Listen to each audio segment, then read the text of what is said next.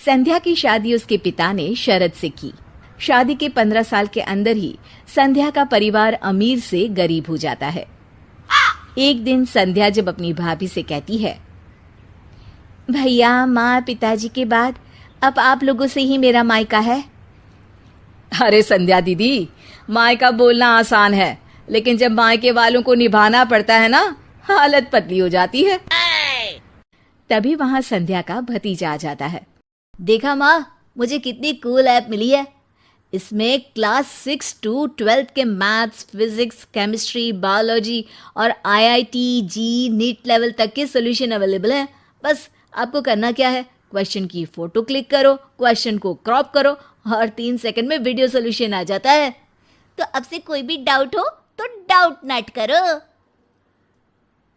अरे बुआ, कब आई तुम? मुझे बताती थी, मैं स्टेशन लेने आ जाता। अरे पहली बार थोड़ी आ रही है जो रास्ता भटक जाती।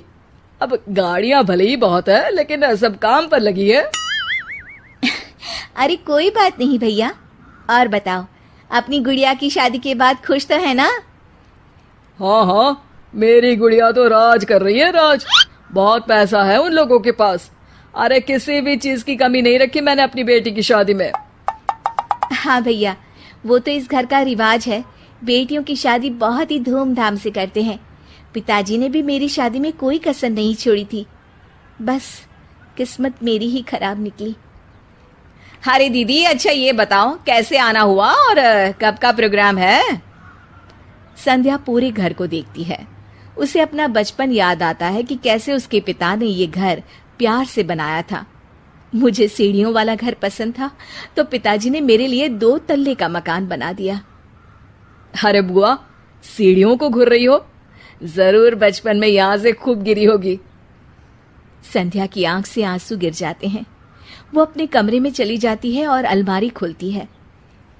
अरे दीदी, अलमारी क्यों छू रही हो? कुछ चाहिए क्या? मुझसे मांग लेती।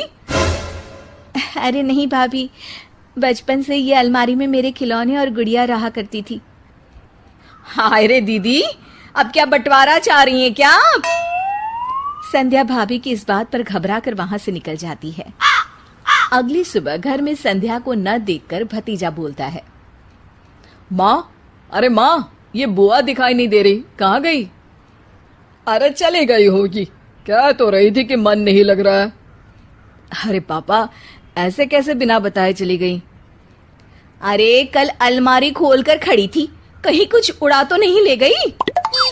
भतीजी को बुआ की बात सुनकर गुस्सा आ जाता है। वो वहां से चला जाता है।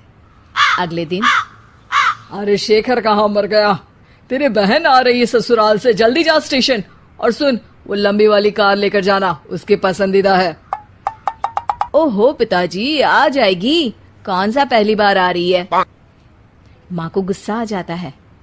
हाँ हाँ, अब मेरी बेटी को स्टेशन से खुद ही आना पड़ेगा। वाह जी वाह।